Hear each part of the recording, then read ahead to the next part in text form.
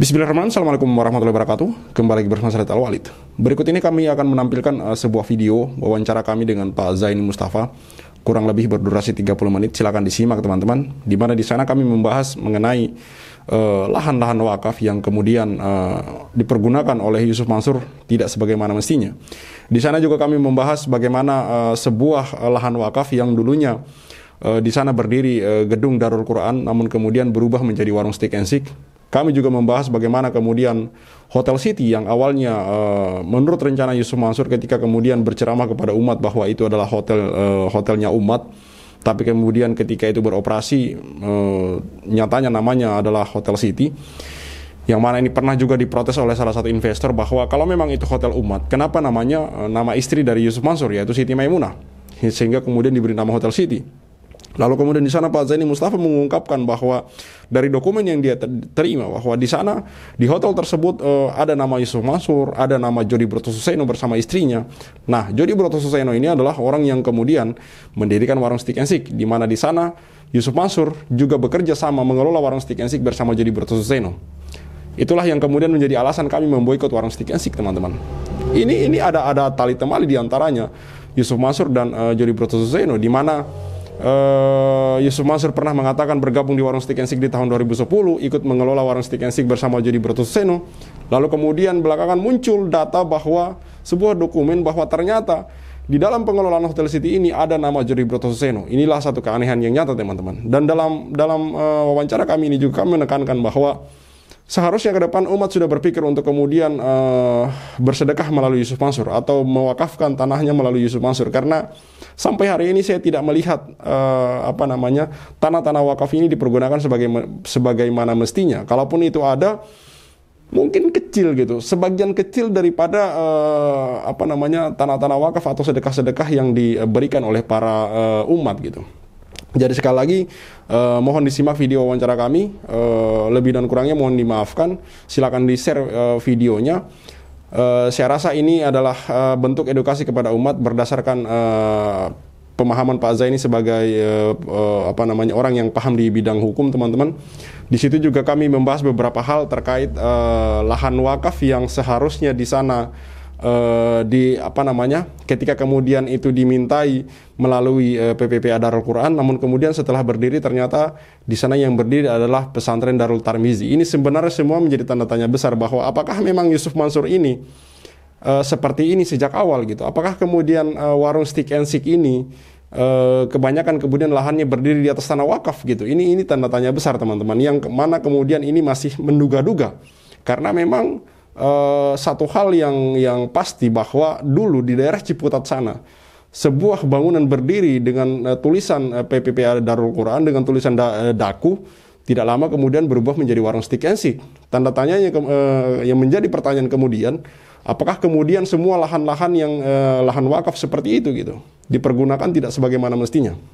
Sekali lagi silakan disimak videonya.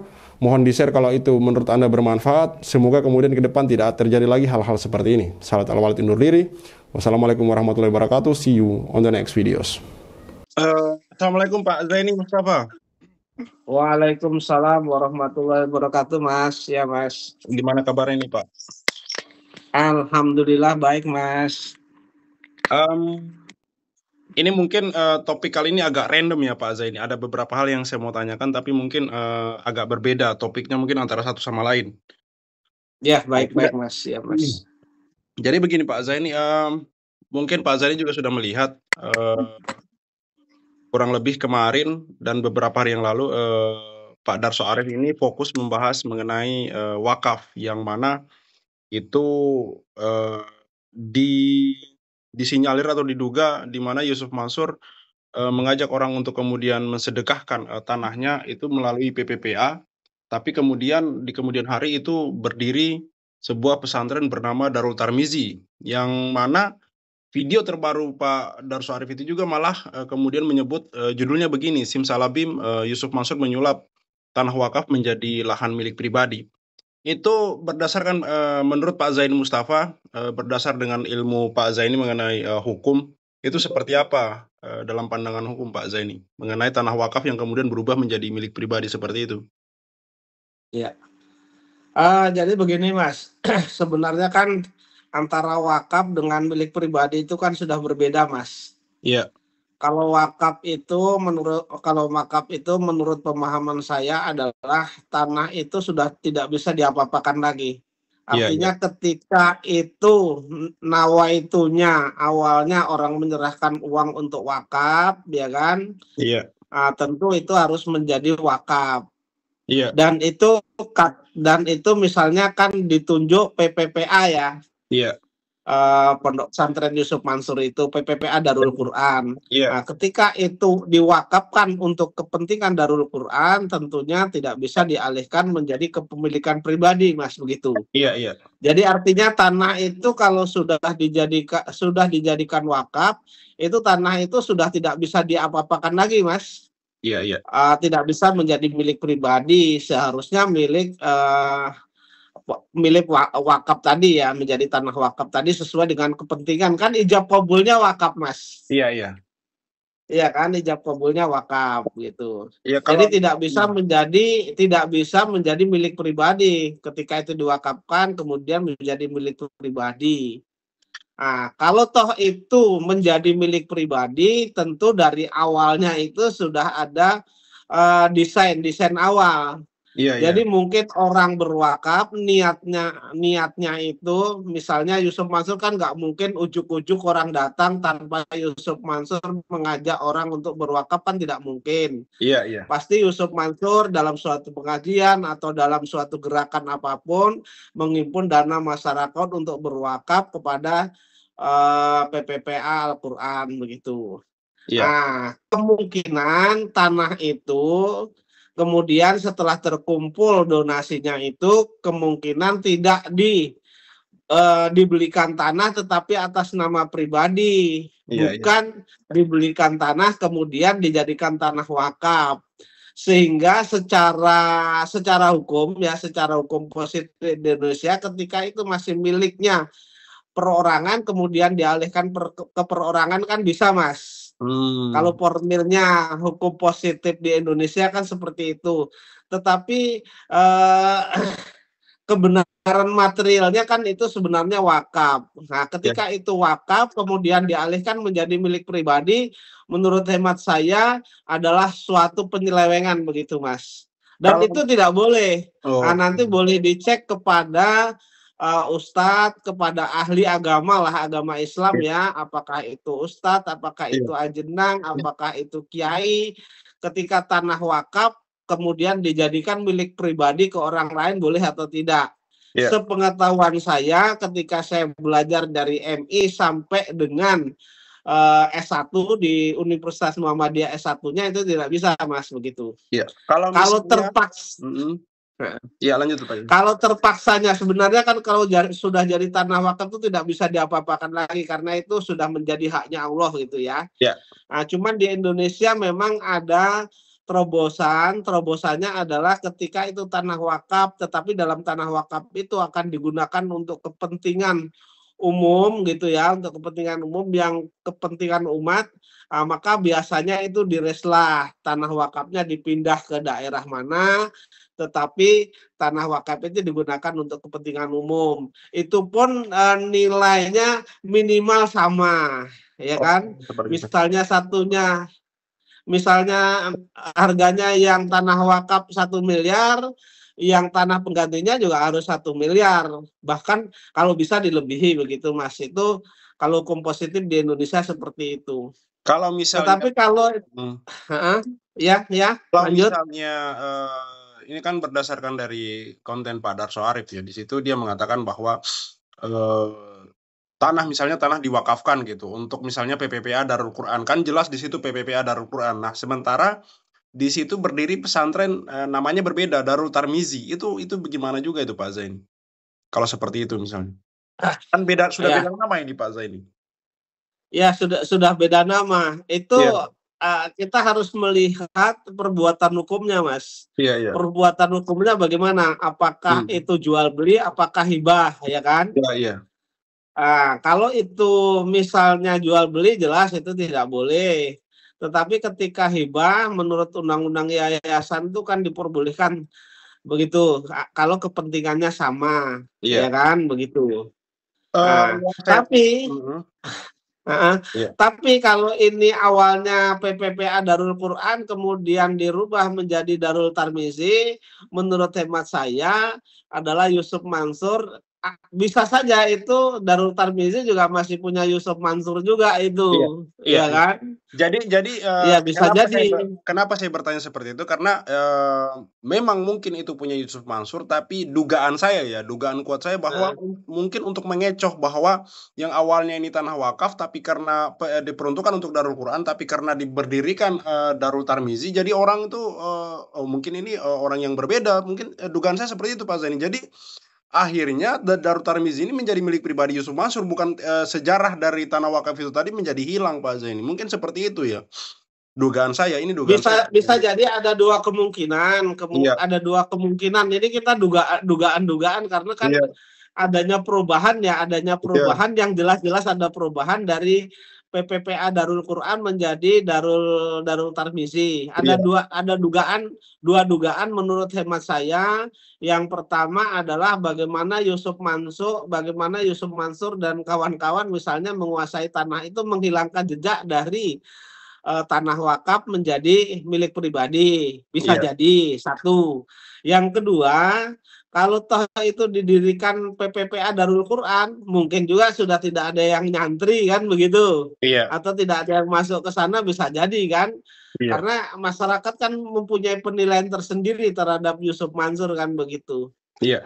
Nah, Saya begitu Mas. Saya lupa tempatnya, tepatnya di daerah mana. Ini sempat juga dibahas oleh, Pak Darso Arif sampai mendatangi, lokasinya, kemudian dibahas oleh channel YouTube, Rumongso Channel, di mana itu, channel YouTube milik Ustadz Tabrani. Ada sebuah lokasi di mana itu, menurut, seingatnya bahwa itu tanah diwakafkan, tapi ternyata di situ justru berdiri warung Stick and Shake. Jadi Yusuf Mansur ini sebenarnya bukan sekali dua kali, di mana itu tanah hibah, tanah wakaf, tetapi dipergunakan untuk fungsi yang berbeda, begitu Pak Zaini. Seharusnya Ya, ini menjadi penilaian tersendiri bahwa orang-orang harusnya berpikir untuk kemudian mewakafkan hartanya ke Yusuf Mansur ini ya, begitu ya Pak Zaini ya? Ya, jadi begini Mas, saya juga melihat YouTube itu sepertinya tanah yang berada di dekat UIN ya, UIN Iya. Jakarta, Iya, Sari benar. Bidatullah ya, Betul. di Ciputat kalau nggak salah itu. Iya, Ciputat. Yang awalnya adalah rumah tahfiz Quran, kemudian berubah menjadi warung Stick and Shake kan begitu Mas. Iya. Ya, kalau tidak salah videonya seperti itu pernah dibahas Iya. oleh Rumongso Channel, pernah dibahas juga oleh Pak Darso dan beberapa pihak lainnya lah yang pernah Iya. membahas itu. Iya. Menurut hemat saya perubahan ini, apalagi perubahan untuk bisnis kan Mas. Iya, betul. Kalau orang berwakaf itu kan bukan berwakaf untuk kepentingannya Yusuf Mansur Iya. atau kroninya Iya. atau afiliasinya. Kalau itu berwakaf untuk kepentingan umat dan tanah itu menjadi haknya Allah kan begitu. Iya. Nah, ketika itu perubahannya menjadi perubahan untuk kepentingan pribadi, kalau itu menjadi warung Stick and Shake kan menjadi milik pribadi atau perorangan, Mas. Nah. Ini yang nggak boleh. Iya. Nah, itu tentu perbuatan itu juga di samping menurut hemat saya tidak boleh secara syariah, juga menghalangi orang yang berwakaf tadi, Mas. Iya. Dia kalau berwakaf kemudian rumahnya menjadi tahfiz Al-Qur'an kan mereka dia kan dapat pahala terus-menerus, Mas. Iya. Tetapi ketika itu dirubah menjadi milik perorangan kan ininya selesai di situ. Apalagi keuntungan warung Stick and Shake misalnya untuk kepentingan pribadi. Artinya di sana di samping ada penggelapan dari tanah wakaf menjadi tanah milik pribadi, juga menghalang-halangi juga tidak amanah lah bahasanya, itu menerima wakaf tidak amanah karena itu bukan diperuntukkan sebagaimana nawaitunya si pewakif gitu Mas. Ya kan? Kalau Yusuf Mansur kan hanya nazir saja itu sebenarnya, hanya penampung hanya penampung saja atau pengurus begitu. Saya kemudian berpikir begini Pak Zaini. Ini kan yang bisa kita, walaupun ini masih dugaan, tapi kan bisa benar, bisa enggak. Nah, kemungkinan benarnya ini sangat kuat sekali karena itu sampai dibahas oleh salah satu channel YouTube, sampai dicek di Google Street waktu itu, Google Street beberapa tahun yang lalu itu memang di situ Darul Quran, lalu kemudian berubah menjadi warung steak and shake. Saya kemudian berpikir, apa mungkin warung steak yang lain juga, ini kan dugaan kuat kita ya, berdasarkan fakta itu, bahwa apa mungkin warung steak yang lain kemungkinan besar sebagian walaupun tidak semua juga seperti itu cara mainnya, karena kan kita melihat bahwa perkembangan warung steak di mana-mana itu sangat signifikan. Bahkan Yusuf Mansur secara jelas di TV One mengatakan bahwa di saat Covid saja mereka bisa membangun 5 sampai 10 cabang. Kan bisa jadi jangan-jangan tanah-tanah yang dihibahkan yang mana mereka tidak mengeluarkan duit sepeser pun itu diubah fungsi menjadi lahan milik pribadi, diubah fungsi menjadi lahan bisnis, Pak Zaini. Saya bisa berpikir seperti itu gitu, berdasarkan kejadian di Ciputat itu. Ya, jadi dugaan-dugaan itu bisa benar bisa salah ya. Iya, Artinya dugaan kita itu bisa benar bisa salah. Tapi iya, dengan adanya podcast kita ini mudah-mudahan dilihat atau didengar oleh orang yang pernah berwakaf tanah, mewakafkan iya, tanahnya, kemudian pewakifnya kemudian yang menerima itu Yusuf Mansur yang mengurus iya, itu, ya iya. nazirnya begitu ya.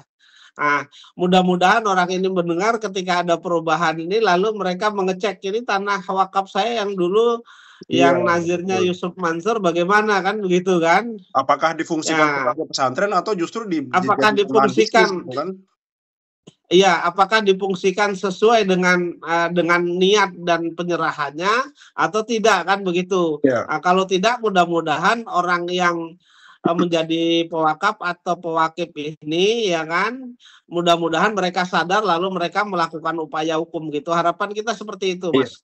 iya, Kalau memang ada penyelewengan dari tanah wakaf menjadi milik pribadi, tidak secara umum iya, atau khususnya Yusuf Mansur agar orang yang bersangkutan ini kemudian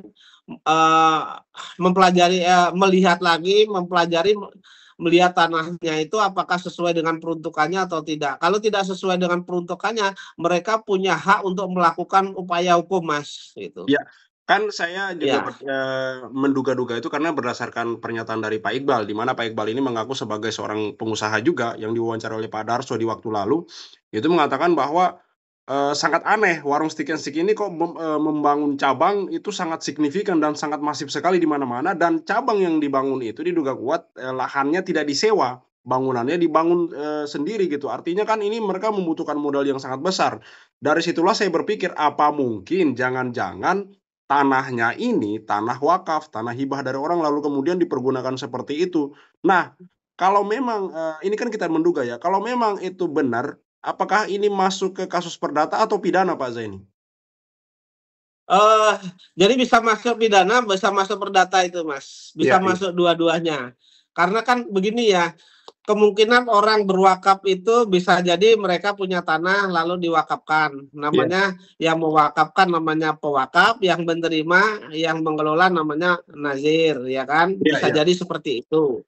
Nah, iya, tapi kalau kita lihat dari beberapa ceramahnya Yusuf Mansur ini kan menarik sodakoh atau menarik tanah wakaf dari perorangan. Artinya misalnya mereka mau beli sesuatu, itu iya, mereka di dalam suatu pengajian siapa yang mau ikutan berwakaf misalnya 1 meter sekian. Dan bahkan ada yang mereka menawarkan siapa yang mau patungan, iya, beli tanah dan seterusnya. iya, Nah, ketika itu dikatakan bahwa orang itu menyerahkan uang dengan jumlah walaupun tidak besar ya, misalnya hanya iya, 1 meter menjadi tanah wakaf. iya, Kemudian setelah terkumpul banyak oleh Yusuf Mansur dijadikan milik pribadi, secara syar'i, secara fikihnya memang sudah salah, ya iya, kan? Sudah salah. Artinya orang berniat untuk wakaf kok dijadikan milik pribadi kan keliru, Mas, iya, iya, begitu.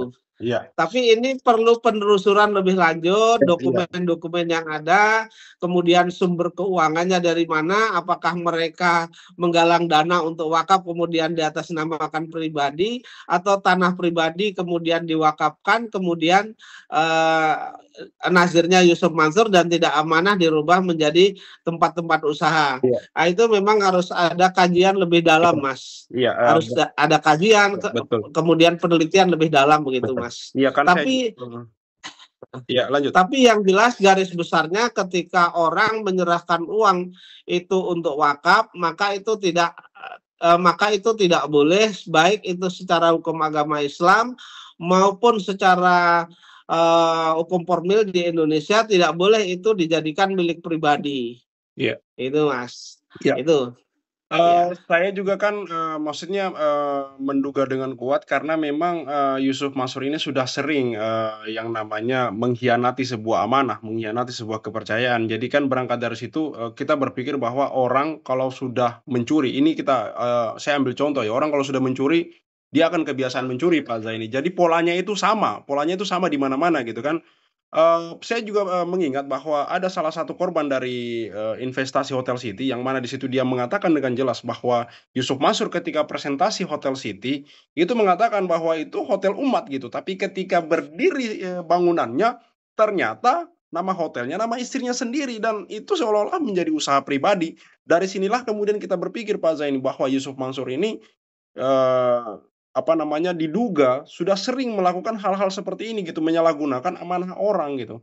Bagaimana pesan Pak Zaini untuk umat terhadap Yusuf Mansur ini, Pak Zaini, untuk masalah-masalah wakaf dan sedekah ini, Pak Zaini? Iya, jadi kalau Hotel City, ini contohnya kan tadi Hotel City ya, Mas. Kalau Hotel City itu kan dokumen kepemilikannya bisa didownload dari Departemen Kehakiman ya. Iya. Artinya bukan Departemen Kehakiman, Departemen Kehakiman dan Hak Asasi Manusia. Iya. Depkumham ya, Departemen Kehakiman dan Hak Asasi Manusia. Itu bisa didownload sesuai dengan dokumen yang kami minta, kemudian didownload itu murni adalah awalnya murni milik Yusuf Mansur. Jadi atas nama Yusuf Mansur, sahamnya itu atas nama Yusuf Mansur. Kemudian sahamnya karena mungkin terkendala kepemilikan, kalau PT itu kan nggak boleh milik satu orang dulunya. Iya. Kemudian dipecahlah menjadi dua, sebagian dihibahkan kepada PT Peritra Sentosa Internasional atau Paitren, sebagiannya milik Yusuf Mansur. Artinya di sana tidak tercatat nama umat, itu tidak tercatat ya. Yang tercatat adalah nama Yusuf Mansur, kemudian Paitren begitu. Peritra Sentosa Internasional yang biasa disebut Paitren, yang mana nomino Paitren ini juga miliknya Yusuf Mansur, Mas. Jadi artinya lembaganya miliknya Yusuf Mansur, pribadinya juga miliknya Yusuf Mansur, artinya dikangkangi oleh Yusuf Mansur secara pribadi begitu, Mas. Padahal dapat kita ketahui ketika kita ke Jawa Tengah, ketemu sama orang yang pernah berinvestasi di Hotel City itu juga, walaupun tidak besar, Pak Soeharto itu ikut patungan usaha, kan mereka pengen punya saham sebenarnya di Hotel City kan. Iya. Kemudian ada beberapa pihak lagi yang dokumen menyampaikan kepada saya, Pak, kami pernah patungan di Hotel City tersebut, ada nggak nama saya? Saya bilang 100% nggak ada, Bu, nama Ibu gitu.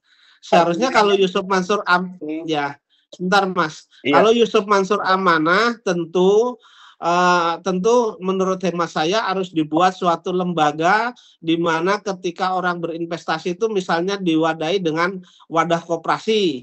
Artinya diwadahi dengan wadah koperasi, misalnya terkumpul dari patungan itu misalnya sepertiga dari Hotel City, tentu misalnya koperasi memiliki sepertiga, kemudian Yusuf Mansur berapa, kemudian misalnya Paitren berapa.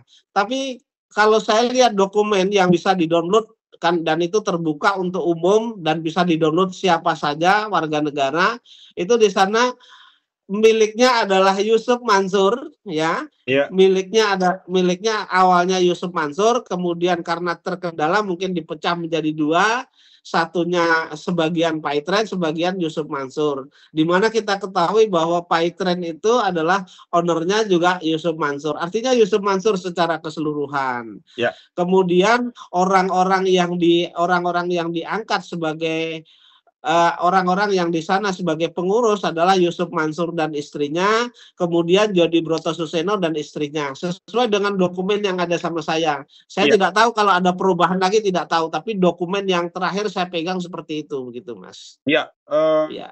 kita lanjut saja mungkin Pak, karena Pak Zaini sudah terlanjur menyebut nama Jody Broto Suseno ya. Jadi ini memang ada keterkaitan antara satu yang lain. Mungkin pembahasan kita agak melompat-lompat ya antara kasus Darul Tarmizi tadi, lalu kemudian ke tanah di Ciputat.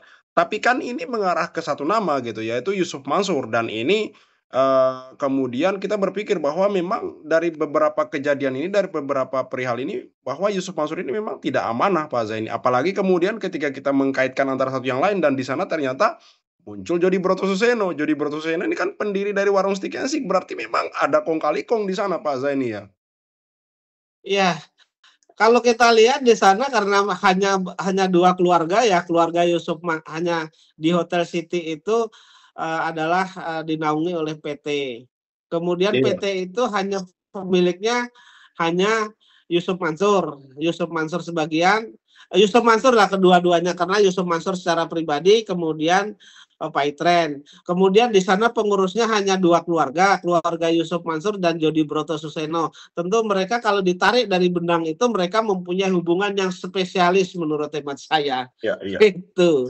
Artinya Iya. terakhir ini Pak Zaini, kita mungkin bisa menduga ya bahwa ada simbiosis mutualisme antara Yusuf Mansur dan Jody Broto Suseno, di mana di sini Jody Broto Suseno mungkin ya, ini dugaan kita menduga ya, mungkin Jody Broto Suseno butuh modal, lalu kemudian Yusuf Mansur datang sebagai orang yang kemudian membawa modal dengan mungkin sumber uang yang patut dipertanyakan itu tadi ya Pak Zaini, sehingga kemudian mereka ini bisa terus bersama-sama seperti orang yang saling membutuhkan begitu ya Pak Zaini ya. Kita bisa menduga seperti itu ya. Ya tentu kalau kerjasama tentu yang satunya butuh modal, satunya punya modal Mas. Iya, Kalau iya. kita lihat misalnya Broto Suseno punya usaha yang namanya Warung Steak, kemudian Yusuf Mansur masuk ke sana, ya Iya. kan? Nah, kan tentu terlihat di sana adanya suatu kebutuhan yang sama, yang satunya punya usaha kurang dananya, yang satu punya dana kan. Iya, Nah, iya. kemudian masalah dananya dari mana itu memang perlu dikaji lebih dalam kan Iya, begitu. iya, iya. Nah, kalau Yusuf Mansur ini kan terlihat dari dulu ketika berceramah kan hanya duit mulus, dolar, real dan seterusnya kan. Iya. Artinya usahanya Yusuf Mansur apa sih? Mereka kan kalau mereka pengakuan mereka ya mereka sendiri kan pernah dipenjara 2 kali. Iya. Artinya orang yang tidak punya apa-apa lah begitu ya. Iya, iya. Kemudian tahun sekian saja rumahnya masih misalnya masih tanah ya kan. Iya. Kemudian bukan anaknya orang kaya. Iya. Kemudian tidak juga kita ketahui bahwa mereka dapat hibah misalnya dari Sultan Arab, misalnya Raja Arab, Raja Fahd Iya. kan nggak juga Mas. Artinya uangnya dari mana, ini yang perlu dicurigai. Sebenarnya di sanalah negara harus ikut campur dalam hal ini, membuat suatu tim independen, kemudian menelusuri itu. Karena kan banyak korbannya juga. Yang jelas korban dari batu bara saja itu kan masih nyangkut uangnya puluhan miliar juga Mas, Iya, iya, batu iya. bara. Ya, kemudian Mitra Paitren berapa, kemudian yang diajak patungan Hotel City berapa, yang diajak Moyapidi berapa, yang diajak patungan beli tanah sawah siapa dan seterusnya, itu sebenarnya korbannya bergelimpangan banyak Mas. Cuman saya tidak tahu juga ini tidak mau muncul itu apakah mereka ada ketakutan atau mereka misalnya cuman uang segini. Terus kemudian ketika mereka akan memperkarakan dan seterusnya, mereka rasa ketakutan kalau harus keluar biaya itu mungkin Mas. Ya. Jadi memang harus ada misalnya pemerintah membentuk tim lah.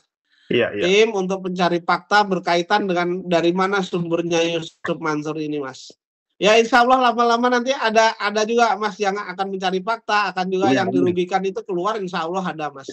Seperti batu bara awalnya kan diredam Yusuf Mansur dari 2010 karena dijanjikan akan dikembalikan, tidak dikembalikan.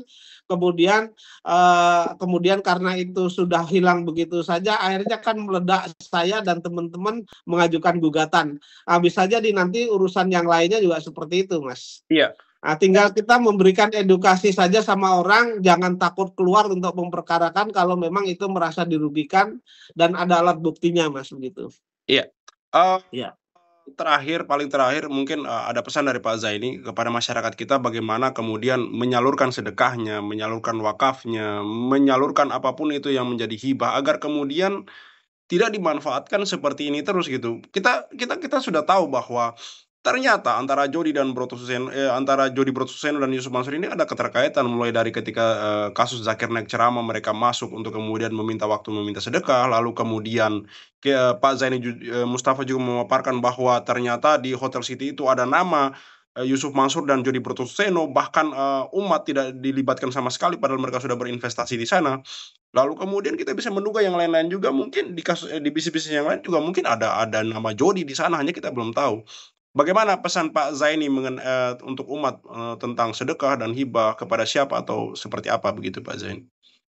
Ya, jadi saya berharap kepada umat, kepada umat ya, ketika mereka hendak hendak menanamkan investasi, apakah mereka hendak berwakaf, apakah mereka hendak bersedekah, itu tentu kalau kepada perorangan bahwa orang miskinnya jelas ya mereka serahkan sajalah itu sedekahnya kan. Tetapi kalau kepada orang yang mengatakan suatu lembaga dan seterusnya, menurut hemat saya harus ditelusuri dulu lembaganya jelas, kemudian penyalurannya jelas. Ya. Nah, kalau kita lihat Yusuf Mansur ini kan sampai dengan saat ini saya belum pernah menemukan ketika mereka berceramah lalu banyak yang bersedekah, lalu banyak yang berinfak, lalu banyak yang menanamkan modal. Saya belum pernah melihat pertanggungjawaban Yusuf Mansur, sedekahnya dapat berapa, infaknya dapat berapa, investasinya dapat berapa, lalu mereka mengumumkan pertanggungjawabannya untuk apa itu belum. Makanya saya berharap kepada umat ke depannya jangan sampai lagi menyerahkan apakah itu investasi, apakah itu sedekah, apakah itu sedekah kepada suatu lembaga yang tidak jelas jeluntrungnya, Mas. Artinya harus melihat juga kalau mau berwakaf ya berwakaf yang benar-benar misalnya untuk kepentingan sekolah ya benar-benar ada lembaga pendidikan sekolahnya. Kemudian tidak untuk pribadi kan begitu. Kalau ke pondok pesantren juga sama seperti itu, Mas. Biasanya kalau orang berwakaf ini kan untuk kepentingan keagamaan atau sosial. Tentu harus diselidiki dulu. Jangan sampai nanti kejadiannya seperti ya yang dilakukan oleh Yusuf Mansur sampai dengan saat ini kan tidak pernah ada pertanggungjawabannya. Terutama yang jelas saya tahu itu di Batubara ini Yusuf Mansur kan menjanjikan bahwa investasi itu aman, kemudian dalam investasi ini akan mendapatkan keuntungan, kemudian sebagian keuntungan untuk Darul Quran, tapi sampai dengan dari mulai orang menyetorkan investasi sampai dengan sekarang ini saya melakukan gugatan dan Bu Ilis ya, kemudian beberapa laporan itu tidak pernah keluar pertanggungjawabannya, maka masyarakat bisa menilai gitu. Iya. Baik Pak Zaini. Itu Mas. Terima kasih atas waktunya. Mungkin di lain waktu Insya Allah dalam 3-4 hari ke depan mungkin kita bisa wawancara lagi ya Pak Zaini karena ini saya ada perjalanan. Terima kasih untuk waktunya Pak Zaini, semoga sehat selalu, terus berjuang di jalan amal naik mungkar. Semoga Pak Zaini Mustafa diberi kesehatan, rezeki yang banyak dan selalu selamat apapun yang dilakukan oleh Pak Zaini Mustafa. Terima kasih banyak Pak Zaini Mustafa. Amin. Assalamualaikum warahmatullahi wabarakatuh Pak Zaini. Waalaikumsalam warahmatullahi wabarakatuh. Ya. Maka 2010 ketika saya masuk pertama kali ke Warung Steak and Shake, like video jangan di skip, share sampai kena strap, like biar kasusnya di up, komen sampai dia kena strap. Yusuf Mansur punya cerita, katanya punya jaku di mana-mana, nggak hanya cuma numpang nama, emang bisa nggak punya muka. Boykot Yusuf Mansur, bikin bisnis batu bara aku bangkrut, bikin aplikasi Paytm kau macet, bikin program umroh merdeka kau mampet, bikin program tabung tanah kau rungkak, bikin program mulia video kau katot, bikin bisnis Hotel City ya bacot, bisnis mandek duitnya dicokot. Boykot Yusuf Mansur. Kalau cerita nggak dipikir dulu, ngaku komisaris nyatanya halu. Kalau udah dongeng kayak orang nyabu, ngaku punya pesawat nyatanya malu. Boykot Yusuf Mansur, Maju caleg tapi nggak kepilih. haha, orang udah pada tahu belangnya. Ngakunya gabung di warung steak, ya udah kita boykot sekalian biar steak. Boykot warung steak. Boykot warung steak. Boykot warung steak. Kok bisa bangun bisnis saat pandemi? Emang duitnya dari mana? Kalau bukan dari bisnis fiksi, ngajak umat kumpul dana cuma buat merana. Boykot warung steak. Joni kok cuma diam kayak bot? Apa sih ujuk bikin lu takut? Takut kebongkar, takut kecokot. Bikin bisnis batu bara kok bangkrut. Bikin aplikasi baik dan kau macet. Bikin program umroh merdeka kau mampet. Bikin program tabung tanah kau rungkat. Bikin program Moya Vivi kau gatot. Bikin bisnis hotel city ya bacot. Semua baik duitnya dicokot. Boykot warung steak. Kalau cerita nggak dipikir dulu, Ngaku komisaris grab nyatanya halu. Kalau udah dongeng kayak orang nyabu, ngaku punya pesawat nyatanya malu. Baju caleg tapi nggak kepilih, haha, orang udah pada tahu belangnya. Ngakunya gabung di warung steak, ya udah kita boykot sekalian biar steak. Boykot warung steak. Sorry kok cuma diam kayak bot. Apa sih ujuk bikin lu takut? Takut kebongkar, takut kecokot. bikin bisnis batu bara kok bangkrut. Bikin aplikasi Paytm kok macet.